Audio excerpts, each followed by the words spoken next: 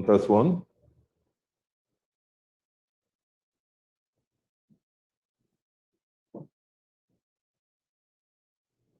You confirming audio?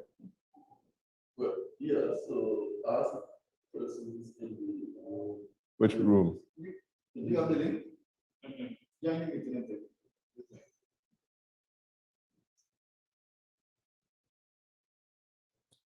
Members of the media, good morning. We'll be starting in 10 minutes. We're just conducting a sound test. Can you confirm whether you're hearing me with sufficient clarity and volume?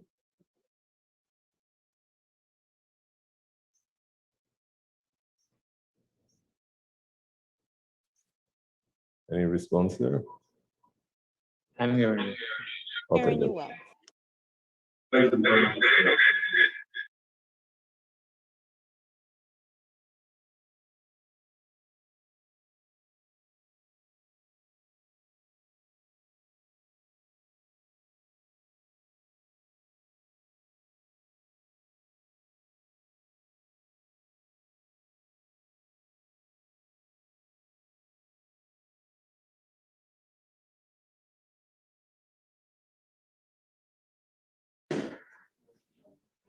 I'll be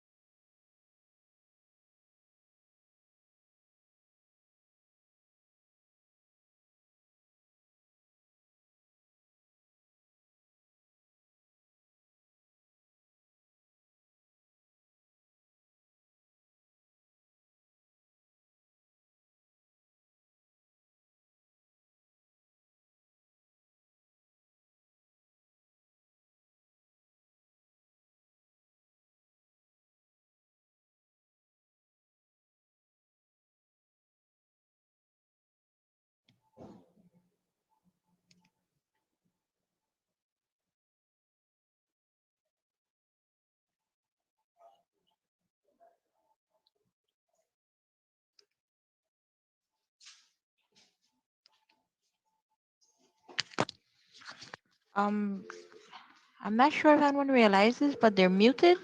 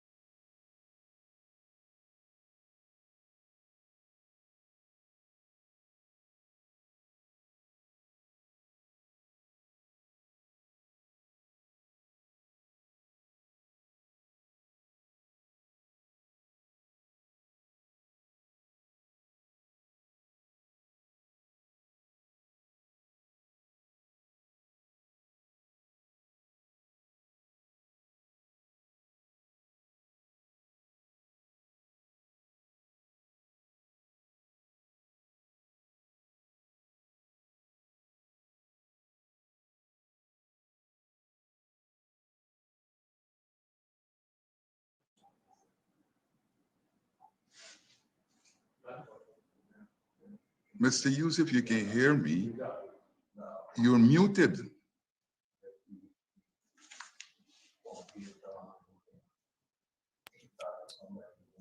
Good morning, members of the media. Thank you very much for joining us this morning as we discuss, or I should say, share with you the continued mismanagement of the investigation into both the murders of Isaiah and Joel Henry.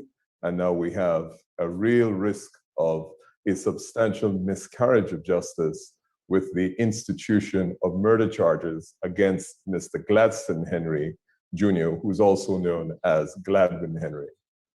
I thank you all, both local and international, for attending this press conference. And I will set out a chronology of events that have led to the hosting of this press conference. I ask that you forgive the noise of the young baby that you're hearing in the background. That, of course, that young child is the child of one of the witnesses. As you know, on the 6th of September 2020, the bodies of Isaiah and Joel Henry were discovered in the back dam of Cotton Tree West Coast Demerara, West Coast Berbice, sorry, by relatives Recording in progress of Isaiah and Joel, who had formed the search party. Good morning, members of the media had turned up. Thank you very much for joining us here this morning. The evening before discussed, their bodies were discovered sometime around 3 o'clock in the afternoon. As you know, and on the police custody of those bodies in 2020, they were the bodies of Isaiah until Wednesday, the 9th of September in the back dam. That's a particularly important day because on Wednesday the 9th, the post-mortem into the bodies of, or the post-mortem of the bodies of Joel and Isaiah Henry was conducted at the Le Repenitier Funeral Home crematorium. Now that post-mortem, you may recall, was attended by Mr. Gladstone Henry, the father of Isaiah. It was also attended by the relatives of Joel. I had the opportunity to attend that post-mortem. The post-mortem commenced somewhere around 9:30 in the morning. The postmortem was conducted by Dr. Nigel Singh. And at that postmortem, Mr. Gladstone Henry was carrying the postmortem live.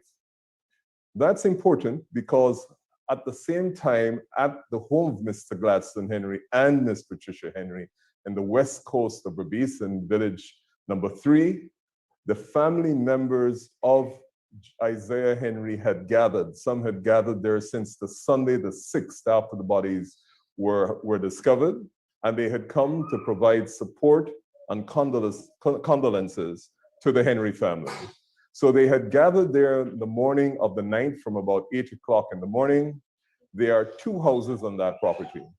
The front house is occupied by Mr. Gladstone Henry and Miss Patricia Henry.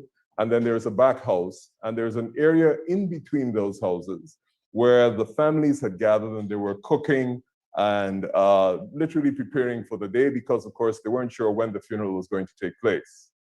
In that family gathering, and he had been there since the night before, was Gladstone Henry, also known as Gladwin Henry. He had been there since the night before, and he was there for the entire morning of the 9th of September. All of these persons here, with the exception of Mr. Gladstone Henry, who was at the postmortem, all of these family members were there. What is of particular importance and significance is during the course of the morning, and you will hear from these witnesses themselves, two police officers visited the home of Patricia Henry. They came there to speak to Patricia Henry. And at the time those 2 police officers came to the home of Patricia Henry, Gladstone Henry, same person, was right there. Now, Harish Singh was murdered between 9:30 and 10 o'clock, about 100 yards away from where he lived, on the way to the back dam. So at the time Harish Singh was murdered, between 9:30 and 10 a.m. on the 9th, Wednesday, the 9th of September, exactly the same time, these persons here were gathered at Patricia Henry's home, including Gladstone Henry, known as Gladwin Henry, and Mr. Sarabo, Police Officer Sarabo, and Miss Patricia Henry will confirm this when she speaks, along with an officer who is described as an Indian officer, visited their home around the time that Harish Singh was murdered. Now, Gladwin Henry was right there at the time Officer Sarabo and the Indian officer visited the family home where all these family members had gathered to offer their condolences and provide emotional and other support. So we fast forward. About 2 to 3 weeks ago, on a program hosted by Mr. Rickford Burke, Patricia Henry was one of the persons being interviewed on that program. On that program, she made very strong statements about her disappointment about the police investigation. She made very strong statements about the lack of communication and updating from the Guyana Police Force. And she made very strong statements about her lack of confidence in the investigations conducted by the police. The following night, Mr. Rickford Burke held a program in which he discussed Mr. Nandalal and other issues. Shortly after that program in which Patricia Henry spoke to Rickford Burke, which was broadcast, police officers picked up 3 young men from the area. And a day or 2 after, they issued a wanted bulletin for Gladstone, also described as Gladwin in that wanted bulletin. On Saturday last week, after I arrived in Georgetown around midday from Cameron, I met with Gladwin and his parents, Patricia and Mr. Gladstone Henry here. I interviewed him. He confirmed that he was on the 9th of September with his family members at his home in West Coast Berbice. I subsequently took him that afternoon, about 2 to 3 in the afternoon, to the CID headquarters. He was arrested upon arrival. The officers who were conducting the investigation were said to have been in West Coast Berbice. Mr. and Mrs. Henry remained in the Benab outside the CID headquarters. I left, and then later on in the afternoon, sometime around maybe 6:30, I understood that the officers, including Mr. Caesar and Mr. Sarabo and Mr. Anais, had returned to the CID headquarters, and they were ready to conduct an interview. An interview was conducted with Mr. Gladwin Henry. It was conducted by Police Officer Anais in the presence of Officer De Silva. They asked him about his whereabouts. He exercised, on advice of counsel, his right to remain silent. At the end of that interview, I asked Mr. De Silva and Mr. Anais, sorry, I didn't ask them. I informed them that there were several witnesses who were prepared to attend the criminal investigation department to provide the police with statements about the whereabouts of Gladwin Henry on the 9th, because it was a significant day. It was the day on which the post-mortem was going to be conducted. Mr. De Silva specifically said to me that he would have to get instructions from his superiors before he can tell me whether or not the police can receive these statements. Mr. Henry, of course, was detained on Saturday night. And then Sunday, during the course of the afternoon, I received a call that they wanted to conduct a further interview with him. I attended the police station. I was accompanied by fellow counsel, Ms. Kiswana Jefford, and that was a video recorded interview. At the interview, they purported to provide Mr. Henry with a statement by Mr. Lancaster that said that Mr. Henry was involved in the murder of Harris Singh. We again indicated to Mr. De Silva and Mr. Anais, who conducted that interview, that we have several witnesses who can confirm that Gladwin Henry on the 9th, at the time of the murder of Harris Singh, was at his family home in the presence of several family members. Mr. De Silva again said he was sorry he had not yet received instructions from his superiors, but he would get back to me.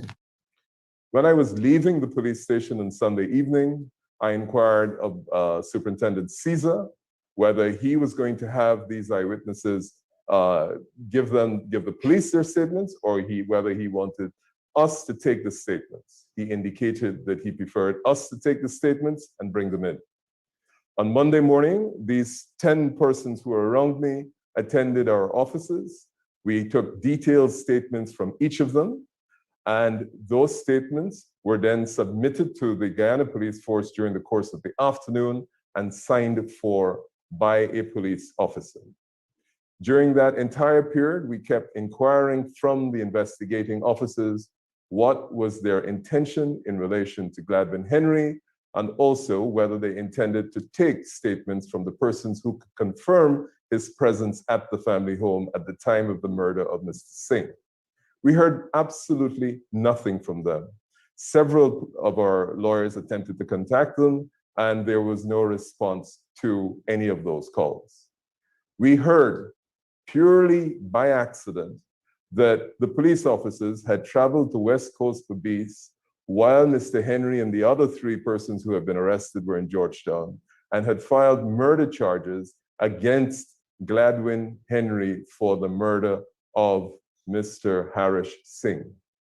We appeared virtually before Mr. Peter Hughes, who was presiding magistrate in West Coast Police. Of course, this came as a complete shock to the family, and I know Ms. Henry would not want me to say this, but I will, and she took this very badly and collapsed. We reminded the police that evening, we reminded the police that we have statements, and during the course of that evening, I emailed the Director of Public Prosecution, indicating my very serious fears and reservations about the conduct of the investigation, and expressing my firm view that miscarriage of justice was occasioned by the institution of these charges against Mr. Henry, because, of course, once you are charged with murder, you are not admitted to bail.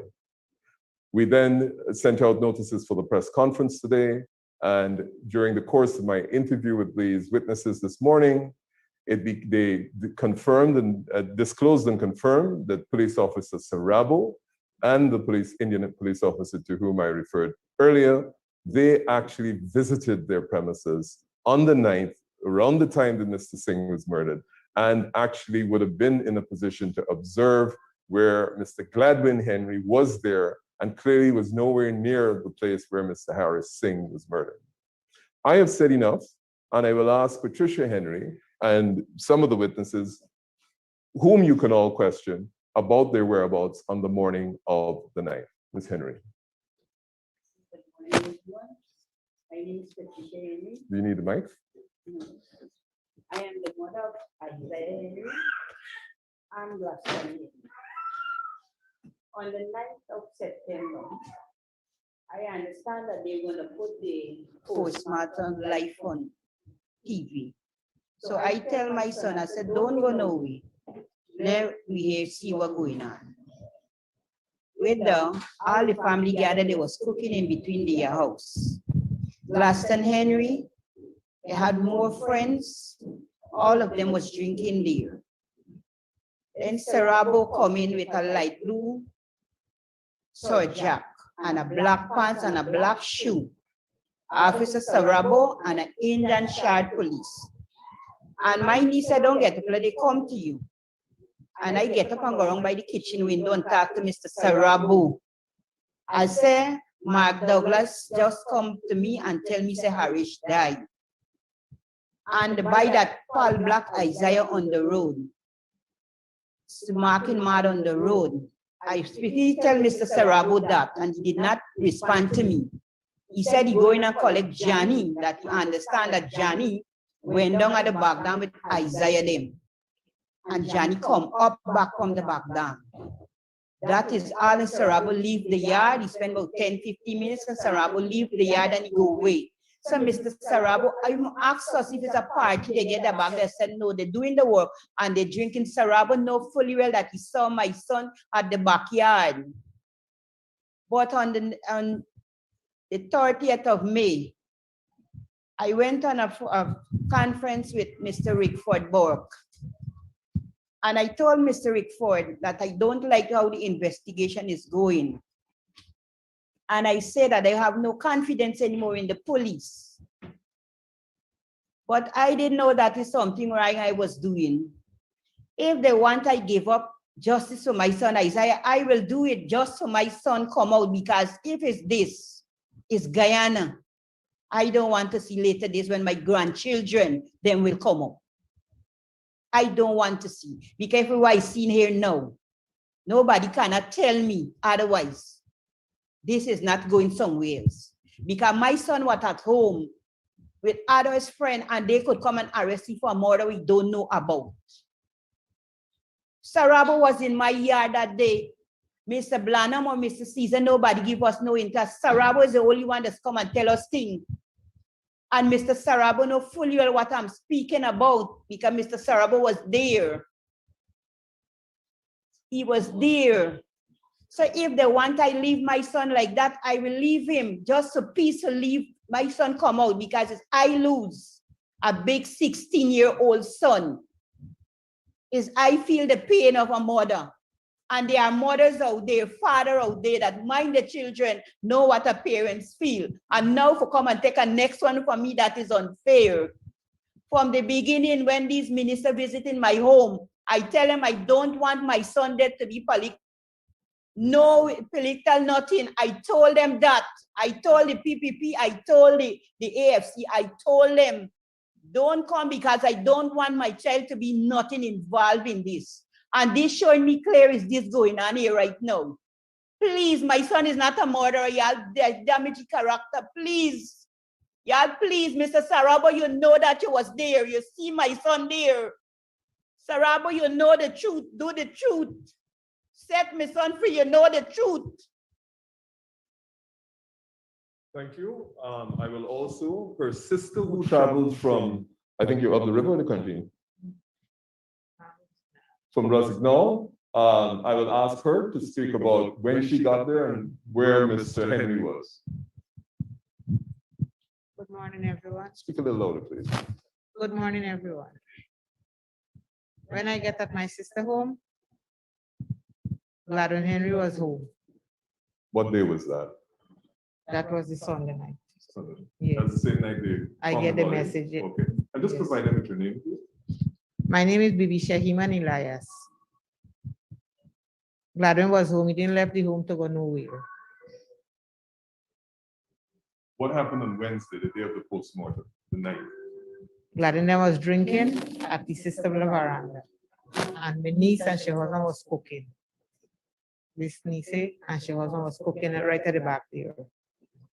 And who else was present? Get the two of them was around there. Nikki and Claudel.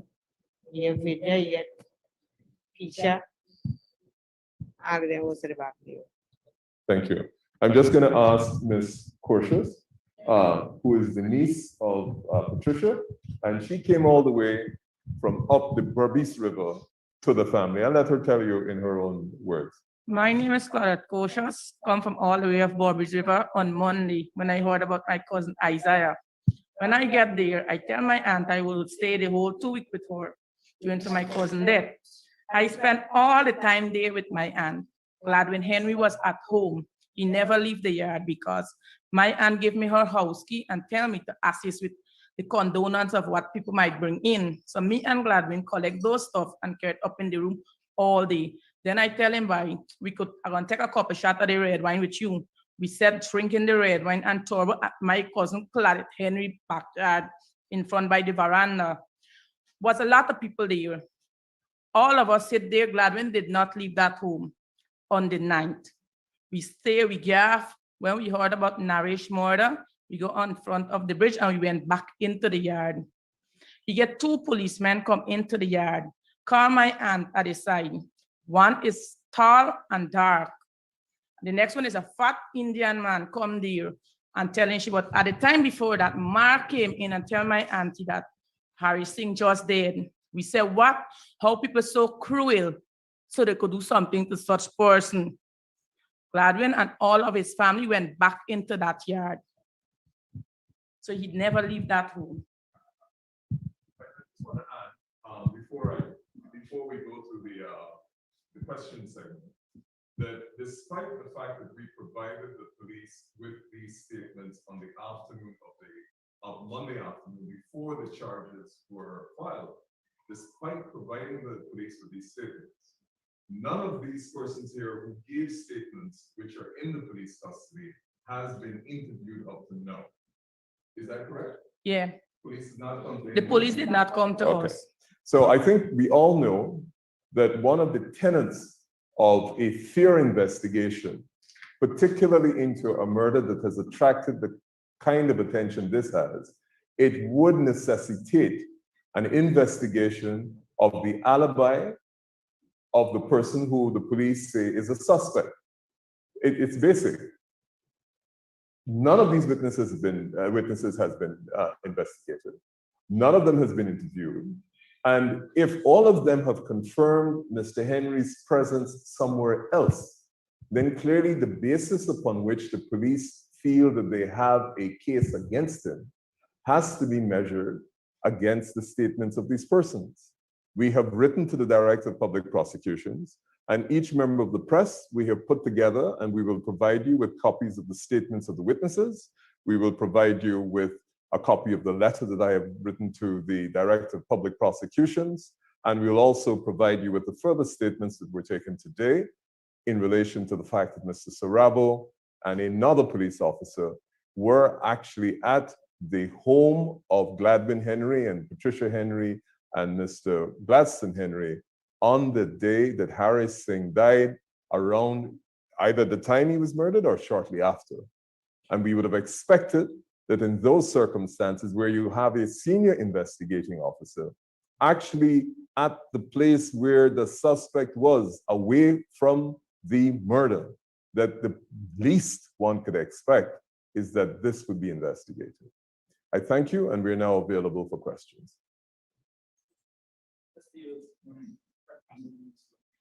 I wanted to ask, in ignoring the statements of all of these witnesses, what exactly is the police using to implicate Mr. Henry? Okay. You spoke about the statement by Lancaster. Not Lancaster, my era, some guy called Anderson. So let me explain to you what has happened. So normally, if you have a suspect, or the police have a suspect, who they're saying implicates other persons, you would expect a confrontation between that person and the suspect. So you would have expected the police to have brought Mr. Anderson and confronted him or confronted Gladwin Henry with what Mr. Anderson had to say. That never happened. They provided us with a statement by Mr. Anderson. In a separate press conference, we will deal with Mr. Anderson's position on that. And that statement said that Mr. Anderson and Mr. Henry and two other persons were supposedly involved in the death of Mr. Harris Singh. So you have that statement. That's all was provided. There was no confrontation. So in those circumstances, we thought the least they would do is at least confront Mr. Henry with that person. And certainly they would have to, these persons would have to be clearly misleading the police if they gave those statements. And then the most important thing is if one of their own, if a member of the Guyana Police Force around the time when Harris Singh was murdered was actually at that home and Mr. Henry was there, then one would expect at the bare minimum that they would ask Mr. Sarabo if he was there. Secondly, was he accompanied by an Indian police officer? Did he see Patricia Henry there? Did he see any of these persons who are here there? And whether or not he saw Mr. Gladwin Henry there. So that was what I would expect is at the bare minimum. Were you provided a copy of Mr. Anderson's statement? Yes, we do have a copy of that statement. We certainly will make that available to you if you wish it. Well, at this time, can you say to what extent you provided details on Mr. Henry's alleged involvement? It was a very bare, bland statement. They you know, that they were there, they went the morning, they stopped him on the motorcycle. I've had the benefit of actually going to where Mr. Harris Singh was murdered. This is less than 100 yards from where he lived. This is at 9:30, 10 in the morning. It was not a rainy morning. It was quite open. And there's not a single eyewitness other than this self-confessed person who says that he was there with others. Now, the danger with that is that, of course, when people implicate themselves, they can only implicate themselves. He's not a witness for the state against the rest. So what he has said is only evidence against himself. And I am unaware of any other evidence. The other question is the strange coincidence in terms of time between Ms. Henry going on an interview with Mr. Burke and making these statements and this sudden interest in investigation. She can confirm that she got little information, if anything, from the police before. You will recall that from the time these murders occurred, we were saying the only way that not only Harris Singh's murder can be solved, but both Joel and Isaiah Henry's murders can be solved is by forensic. Because we know that ease with which police get statements, which are subsequently thrown out, are not believed by the jury. And we have expressed on several occasions the fact that the persons who have been charged with Isaiah and Joel's murder, we don't believe are the people who were involved in their murder. And again, the only evidence the police claim to have in that case is a confession. The offer of international forensics, which would have put, as a result of science, all the speculation and doubt that people have about induced confession statements, would have put that beyond the pale. All those offers for international assistance, you remember Dr. Fundenbar came here, we had promises to the FBI and what have you. Not a single piece of forensic evidence is available to support either the institution of the charges of murder against the persons who are accused of murdering Mr. Henry, the Henry boys, or certainly in this case, Mr. Gladwin Henry. In terms of, Sir. in terms of geography, can you help us to understand how far is it from the family of Henry to where Harrison? Okay, so the problem with the West Coast Berbice Road is it's not a straight road and there are several turns. So number 3, if you're traveling from Georgetown to Berbice, you reach the number 3 before, which is where the Henrys live, which is before Cotton Tree back down, but there are a couple of turns. So the where Harris Singh lived is Cotton Tree, what, 1 or 2 turns away from you? How far? 2 turns. They can probably tell you, they live there. Why don't you, Mr. Henry, explain? Where Harris Singh's home is in relation to where you live. Well, where he was murdered in relation to where the top was.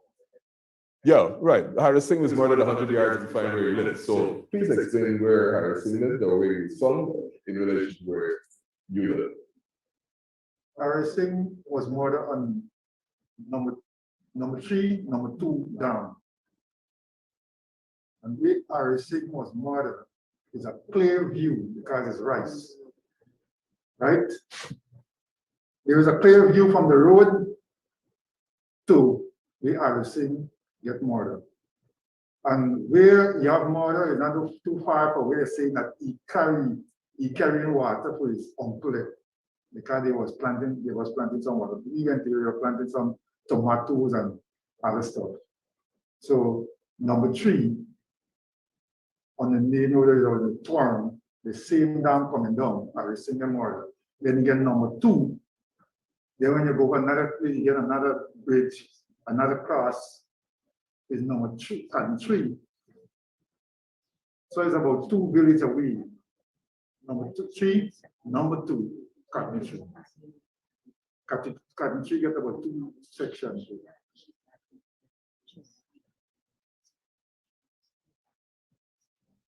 But not a Marshall from a Village Voice.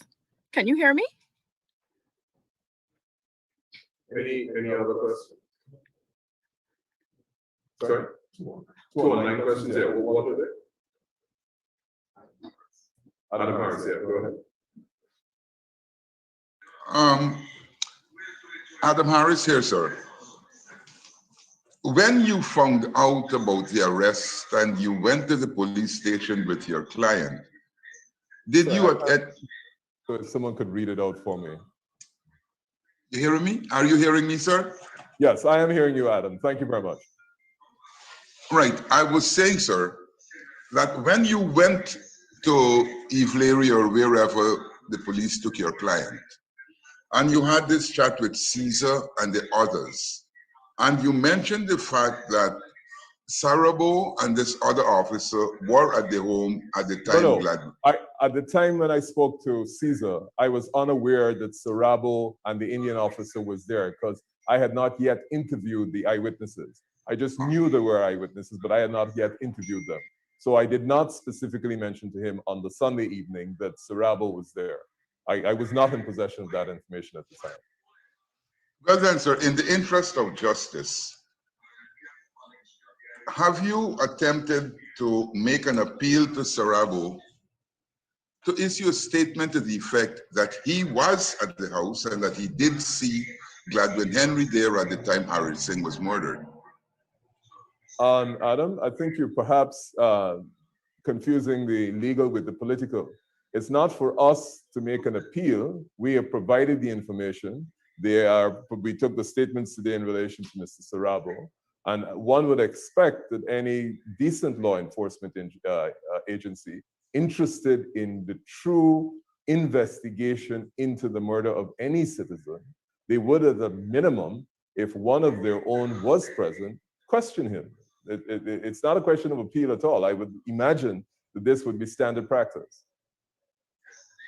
Thank you. Legal Percival, Stabrook News. Stabrook News. Good morning, madam.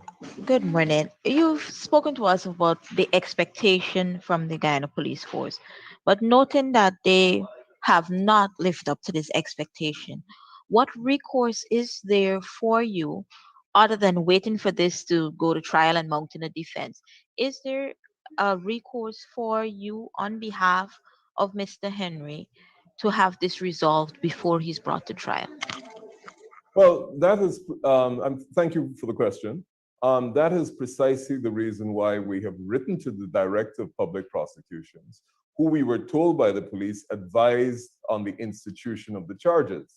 We've written to her because we want to bring to her attention as the chief prosecutorial agency created by the Constitution, that we have persons who can, without any reservation, confirm the presence of the person she has recommended charges against at some place other than where the murder took place.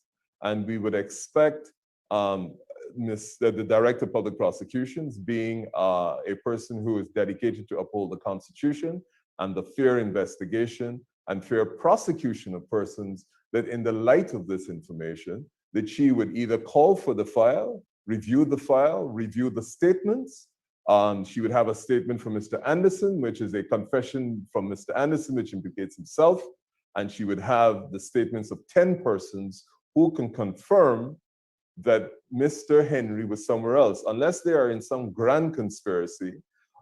As you all know, by Saturday, as soon as we had finished the interview with the police, there was a publication on Facebook that suggested that I was in West Coast Police creating and fabricating alibi statements. I don't think it was physically possible for me to be there at that time. And this would have to be a pretty remarkable conspiracy for all of these persons here to say that on the 9th, which was a significant date because it was the date of the postmortem of the Henry boys, that they were with Mr. Henry at that time. So in specific response to your question, we would expect that having brought this to the attention of the Director of Public Prosecutions, particularly before the institution of the charges, that it may have caused pause for her to consider this evidence before rendering the advice. I know now that we are at the stage after the institution of the charges and that you have had an opportunity to see and interview these witnesses, that she may now call for the file with a view to reviewing what information may be available to the police. Yes, sir. Question from Village Voice. Yes, sir. Hi, good morning. Svetlana Marshall from Village Voice News. Good morning, Just a madam. follow-up to Tandika's question. If the DPP advises against admitting those statements from the witnesses that saw Mr. Henry at his home, is there another avenue, legal avenue, that could be taken to ensure that he's given a fair try at justice? Secondly, my question is to Mistress Henry. I've received reports that since your son was taken into custody, you have received threats. Could you say if this is true or not? I'll let Ms. Henry go before, and then I'll respond. Well, before my son go to the pub, I received a lot of threats. The first thing, they say I'm speaking too much, and it's me they want, not my husband. It's me they want. Well, they silence me out of it. So it will be like that. It just like just like that. In relation to your question, the real tragedy here, apart from the fact that you have an innocent man who's charged with an offense which he clearly did not commit, is that in Guyana, once you're charged with murder, your liberty is taken away. And you have to sit down in the lockups, in the prison, until that matter is heard. And as you well know, if you don't bring witnesses on the day in which the case is to be heard, you can actually drag this out. There are several people who are sitting down in prison waiting on a trial for up to 5-6 years. I actually have a client who has been in prison since 2008 on a murder charge, which has not yet been heard. So effectively, the position in which the Henrys find themselves, this is Patricia and Gladstone, is they have lost one son to a very brutal murder with an ex in his forehead.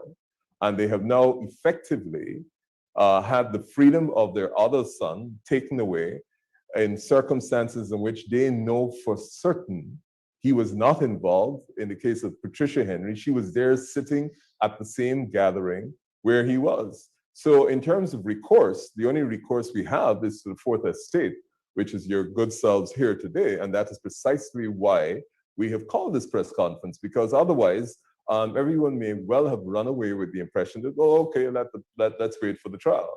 But in circumstances like this, which clearly indicate that there's a real risk of a miscarriage of justice, this is the recourse we have, unfortunately. Mark, Mr. Benchop, good morning, sir. Sorry, Mr. Bench, I'm not hearing you. Yeah. Sorry, good morning. Are you surprised that in the haste in which the DPP instituted or advised the police to institute murder charges against those suspects? I know many cases in the past, and you're familiar with cases too, where the DPP, their chambers instituted murder charges against individuals, and when they had a review of the files, they were able to drop all charges. Some cases you dealt with yourself. Having said that, the question is, in your approach to the DPP, with alibis and so forth, such as a police officer, Mr. Sarabo, you know, a popular police officer as Mr. Sarabo, whether Mr. Sarabo provided the police investigators with a statement stating that, yes, at the time that Harry Singh was murdered, he was at the house where he saw, not at Harry Singh's house, but the Henry Boy's relative's house, where he saw the suspect, Mr. Gladstone, standing right there. I mean, that is key, that is important. Have you as a lawyer for the family been able to ascertain whether such a statement was made by Police Officer Sarabo or not? Thank you. Sure. Mark, what has actually happened is that I don't think Mr. Sarabo was aware, prior to the commencement of this press conference, that the relatives confirmed that he was there. I doubt whether they looked at the statements, and we took further statements today because when I was going through with them the details of what happened, they confirmed that there were two police officers, one of whom was Mr. Sarabo. So to be fair to Mr. Sarabo, I don't think he has yet been asked to give a statement, and it's now public. And the reason why we did that is because we wanted to make this information public. I learned of this today, and that is how come it's now being released insofar as he is concerned. But they certainly were well aware, long before the institution of the charges, of the statements of these 10 persons who confirm the presence of Gladwin Henry at his family home on the morning at the time when Mr. Singh was murdered. Yes, sir. Mr. Badre, I understand. Good morning, sir. Hi, morning, Mr. Hughes and panelists. My question, sir, just a bit of a preamble before I ask my question. You confessed that you have a client behind bars for in excess of 8 years. No, more than 8. 2008, he was charged, and that charge has not yet been heard. That is what, 2008 from 2021 is what? Well, 13 years. 13 years, yeah. I've got somebody sitting in prison for 13 years, and his trial has not yet been heard. Right, so you just alluded to that fact. Now, the cousin of Gladstone Henry confessed that he was with them, the family, at all times. But, and you also said that your only recourse right now, unfortunately, is to rely on the fourth estate, journalism, journalists and so.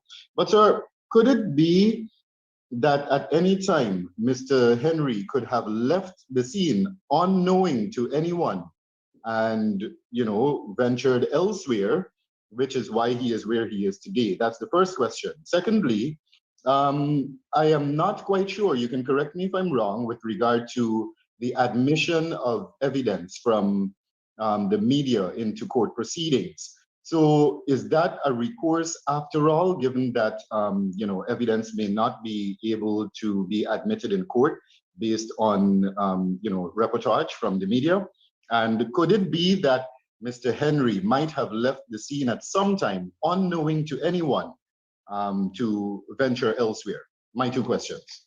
Well, in relation to your first question, I am not the most authentic source. The witnesses are here, and I will give them an opportunity to say whether at any time during the course of that morning, Mr. Henry either left or could have left, and they didn't observe that he left. I wouldn't ask his mother to respond because clearly she has an interest to serve. I'll ask any of the other persons. Anybody wants to take this? Maybe we can go through them one by one. So you, madam, starting with you. The question is it possible that any time during that morning, Mr. Henry could have left, or he actually left and was not around? All right, let's just go around. The next lady. I think the question is really, could it be that you weren't paying attention to him? He slipped out, you know, committed this murder and came back. Was that possible? No. Why not? Because I was looking at the back, eating at the moving board, and he gets this one, so he goes and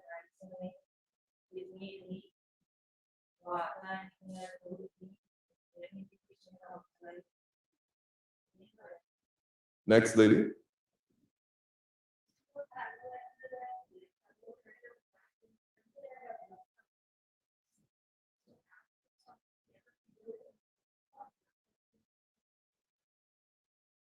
Next person.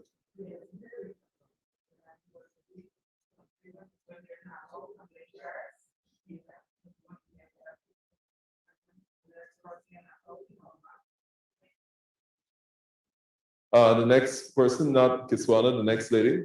Oh, you weren't there. Sorry. This lady here. This That lady. did not let move at all. He was there all day. And I am sure that he was there with me and my sister and other relatives. And finally, the lady here. Yes, it was but I was in bar, I was drink. And after the labor shop, I tell him no, and my cousin insist I let the shop that I take the shop.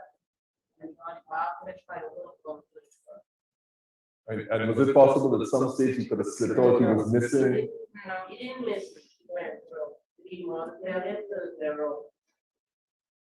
Mr. Badri, in relation to your second question, which is the admission of evidence from the media, I was not saying that the evidence from the media would be admitted into court. What I was saying is the fourth estate, which is the media, the fact that we have publicized this, we hope that people are outraged at clearly what is a miscarriage of justice by the institution of charges against Mr. Henry. Clearly, when there are several people here who either are involved in some massive conspiracy to cover up or cover him when he was doing this act, or clearly confirmed that he was somewhere else. And it is not that we intend the evidence from the media to be admitted into evidence. What it is, what our attention is that the fourth estate, having brought this to the attention of the general public, that there will be sufficient outrage at what clearly has happened that will cause the Director of Public Prosecutions to relook at this case. And the basic minimum we're asking is have the police come interview each and every one of these 10 persons who confirm his presence elsewhere and ask the questions. If they do not accept what they have said, they can find the contradictory evidence to suggest that either they are misleading the public or alternatively that they have conspired to provide him with an alibi. That is what we're asking. All we're asking for here is a fair, unbiased investigation. That's what we're asking for. And the fact that none of these witnesses has actually been interviewed, but a murder charge has been instituted based on a confession of one person who has not even been used to confront Mr. Henry, that in those circumstances, that one would have to certainly have an investigation into the alibi testimonies or statements, and that there'd be an investigation. Yes, sir. One more from Wendell, and then we have here. Yes, Mr. Badger. Yes, Mr. Hughes. Regarding the Argentine team, the scientific team that was here, have they proffered any sort of, solid evidence to suggest that, or to point in the direction of any person that might be behind the murders of these three boys? We, of course, remember that they were here and they spoke with the police, they asked for reports and all that. But did anything substantial come out of their visit here? Mr. Badger, you will recall that the Dr. Fundenbeyer, who came here, met with significant resistance from the police, from the minister, and he was not permitted to even offer any assistance. He was not permitted access to any documentation. He was not permitted to he was not invited to offer any assistance, despite the fact that funding had been raised for him to come and conduct an independent forensic evidence. So in the absence of him not having access to information, in the absence of him not being invited to assist in the investigation, he certainly was not in a position to offer any opinion at all on any of the murders, whether Isaiah Joel or Harris Singh. So the short answer to that is because he was, his visit was certainly not welcome, and then certainly he did not receive any invitation to assist. He was not in a position to provide an opinion. Just a quick follow-up, sir. Yes. Just a quick follow-up. Is it too late for any assistance to be offered in that regard? Is it too late? No, the good thing about science is even though the quality of the evidence gets degraded with the passage of time, there always is evidence that could be gathered or may already be in the possession and custody of the law enforcement agencies that may provide some indication in relation to the murder and potential investigation of the persons responsible for it. But as you know, the further you get away from the actual murder, is the less reliable the less reliable the evidence may be. But as you know, cold cases 20, 25 years later get solved, and a lot of people have been released, certainly recently, on DNA evidence in the United States, which clearly indicate that they were not involved. So yes, there is always hope. And that's the good thing about science. There's a lot more certainty in science than alleged confession statements. Sir. Mr. McCormack. Mike, good morning. I'm sorry, Mike, I'm not hearing you.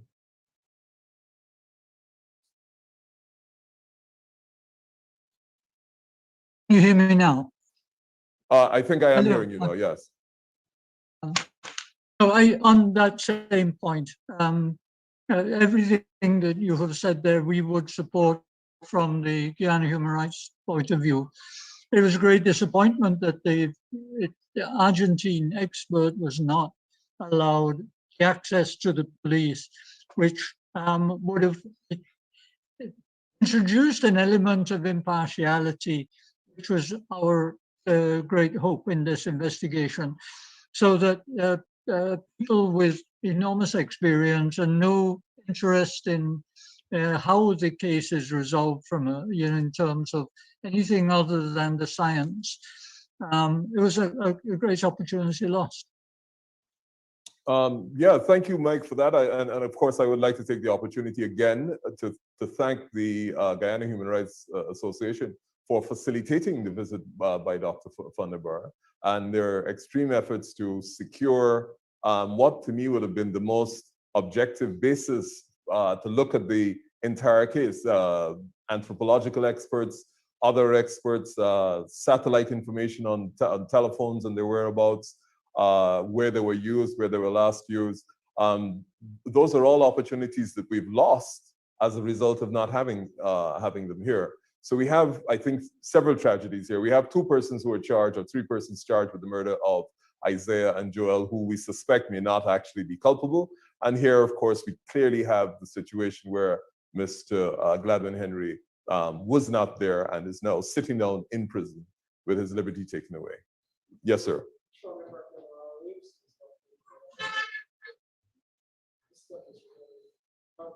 Are you considering moving towards more local, regional, and international human rights, civic, and social institutional organization bodies to lobby that the police conduct a full investigation, not only for Gaston, but for the Isaiah and Joel, so that you can have justice? That's my first question.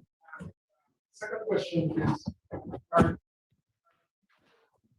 necessary a foundation or something in the game of Isaiah and Joel, right, to also bring pressure to bear so that that justice can be served, and using that organization also to remind that they made a commitment publicly, nationally, to ensure that justice is served, both for Isaiah and Joel and Harris Singh, and or no effort, those were the exact words, no effort will be spared to ensure that justice is done. Yes, indeed, we need Well, we want to get justice for these Isaiah and Joel. Everybody know that because if can recall, before this thing happened, we were so happy living, living so happy with our family. And as a sudden so, this tragedy has been hit us, and not being it hit us and destroy our life, disrupt everything that was within us, both physically and in all manner, because we know that the child that we have brought up was so humble and have no enemy or no one, and they don't drink nor smoke or anything. And the way of how they have died, we need to know, we need justice for them in any way that we can get justice. That is the reason why we are looking for help international and both national in Guyana. And if I may say something, what is happening here is not no science or nothing, it's logical. When Isaiah and Joel died so cruel death, that cruel death, and the investigation was going on. Everything about the investigation is craziness, madness, on the foundation of the thing. Like people in concern, we have given calm assurance that we will get justice. The first thing come out of that is drugs. So we come out and we go in front of the office. Later down, this next day or a few days after, they collect 3 junkie. We go and get the forensic evidence, the forensic people in to come. The next day we go in, the same night that we go in home, pull in the cell, beat up, licking. Well, let me back up. Where's the investigation going on? And same Arish died, they're saying that is the retaliation. Well, now as we pressed in, well, they're saying Isaiah and Joel dead because of drugs. They gave 2 junkie, 3 junkie. You understand? Because that's what they put forward to the nation and the whole world. Well, now the allegation is retaliation from the Henry boys, pressing towards justice with an ace. Bam, they give the world what they're looking for. It's retaliation after the Henry boys. Bam, catch the boys up and you know what they do, and framing these boys up. It's logical. It's what put forward before days we bring into to truth, or these are lies. Without no proper investigation. Not even these people that said before, that even put out no bulletin. It's so serious that they couldn't even call us and tell us, well, all right, we child need in custody of questioning. But let's put out bulletin. And I am saying that it's a dry fear in us for us not to go forward with the justice for Isaiah and Joel. There is no joke. The whole world know that. So we need justice. Sir.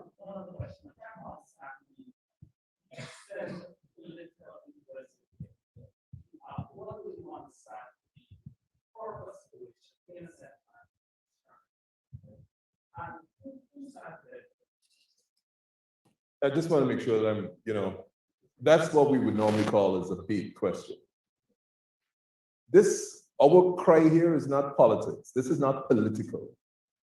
Isaiah and Joel were not political actors. They weren't party activists. The last thing they had in their life was anything to do with politics. They end up murdered with an X on their forehead. Brutally murdered. 17 chops on one, 15 in the other, both spines severed. I don't know if it's political or not. The Henry family are not concerned with whether it's political or not. Politicians can deal with that. What they're concerned about is why would you brutally murder these 2 boys and sever their neck? We're not interested in the politics. What we're interested in is find the real people, give them a fair trial, and let's see what happens. So when you ask me to speculate about politics, you are literally dishonoring Isaiah and Joel because they were the furthest thing from politics. And the problem with politics in Guyana is that you start to lose objectivity when you start to attribute political motives. We're not attributing anything. All these poor people are asking for is justice. The children were not involved in politics. They were decent, happy family living in West Coast Babis normally. Children going down to the back down, planting, doing what they do, picking coconuts, whatever they're doing. And they end up brutally murdered. I think it's forgive me for saying this, I think it's an insult to their life, their lives that they lost and their memory to even ask me to speculate about politics. This is not, Guyana needs this solved objectively. That's why we said from the beginning, bring the best. If you don't want Van der Breyer, bring the FBI, bring the MI5, bring the British, you bring the Russians, you bring whoever who will attempt to get this solved. When you make this political, it is an attempt to muddy the waters in what clearly here are brutal murders. If the motive might have been something else, that's not our issue. Our concern here is we want these crimes solved. The Henry family now have one dead son and another one whose liberty has been taken away when all these relatives were there cooking with him. That's our problem. That's not political. That is a factual situation. So I hear your question, but forgive me declining the invitation to even remotely speculate that this is political.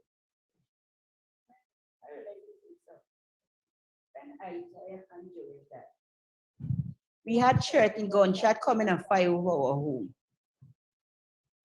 Philip Anderson and Gladwin Henry was run at number 4 village.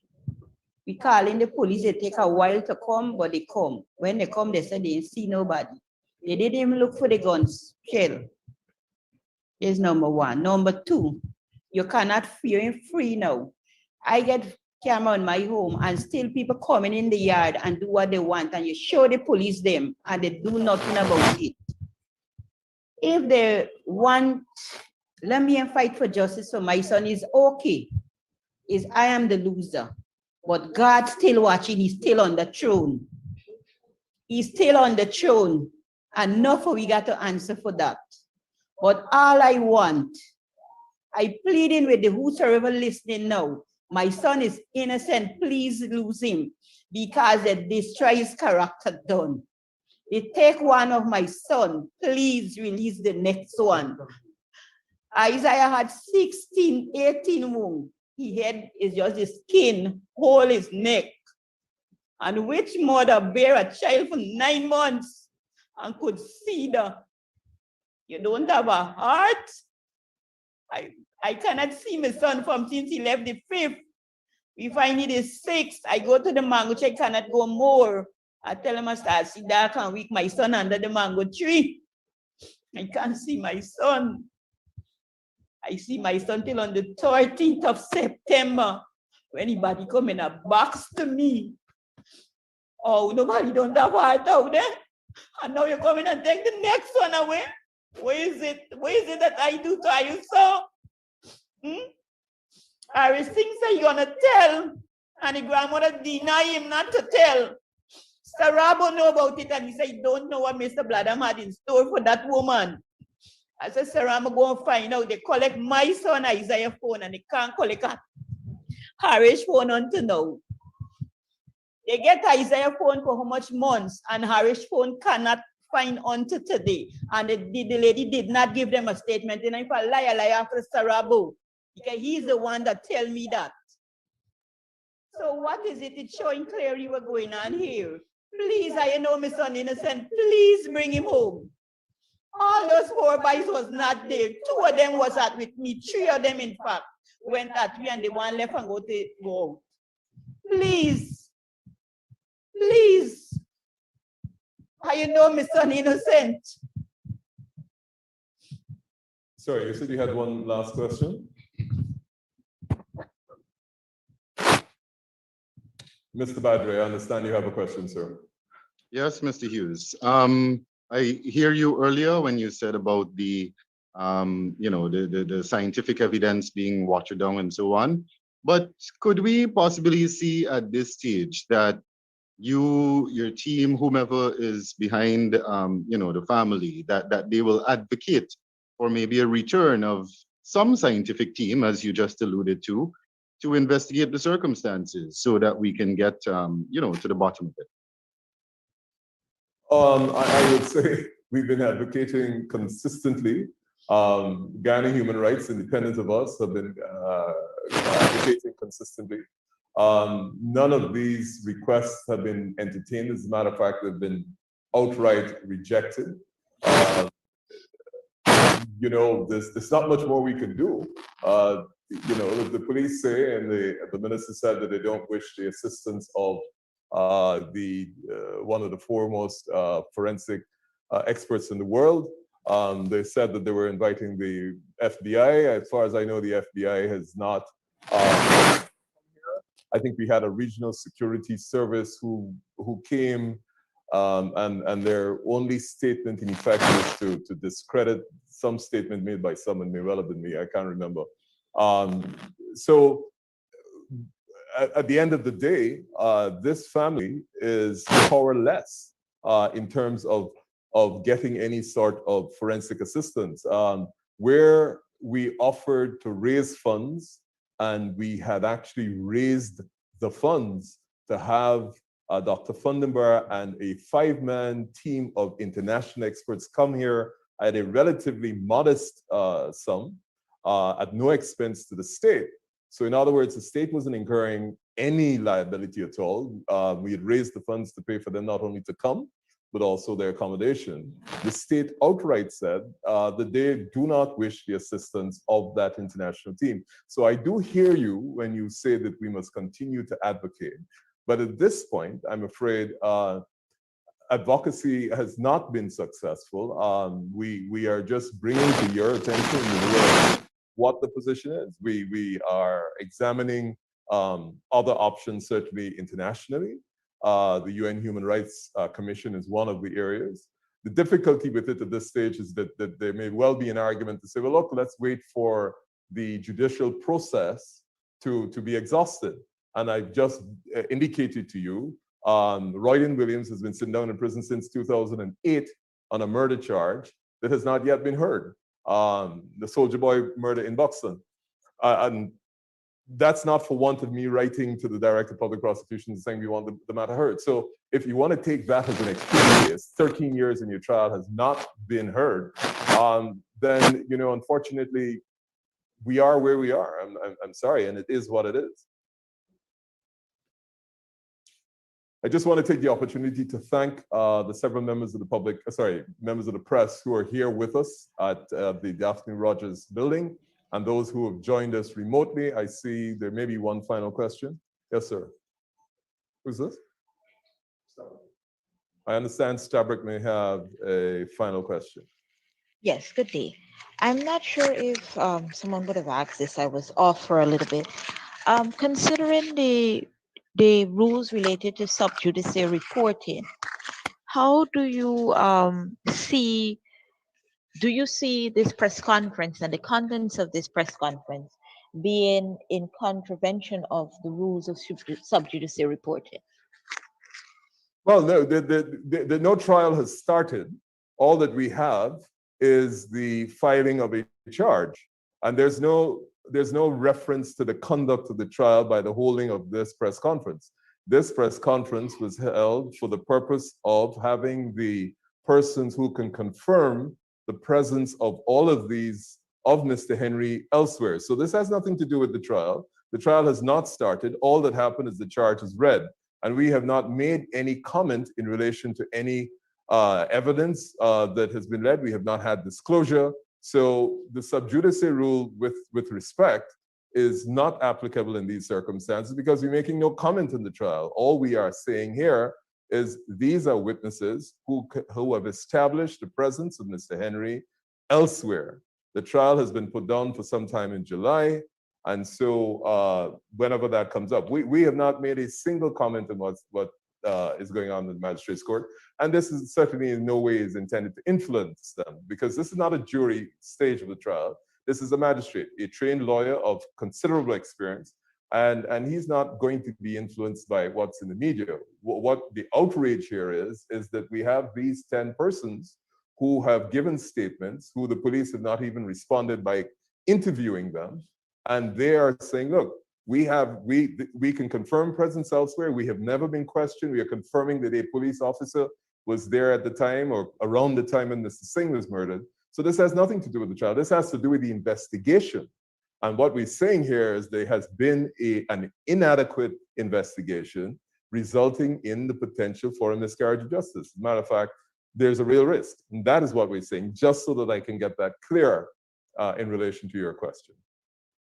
And I think that perhaps, unless there's something really pressing, just allow me again to thank the media present, the media online, the media internationally, and to those members of the public who have been following this really ghastly, sad, tragic series of murders, the two Henrys first, followed by Mr. Singh.